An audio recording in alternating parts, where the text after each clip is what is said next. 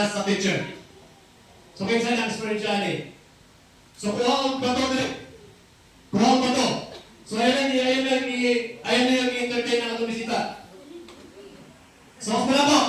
Kinsa sa inyo dili sa school ta sa school ang experience sa school.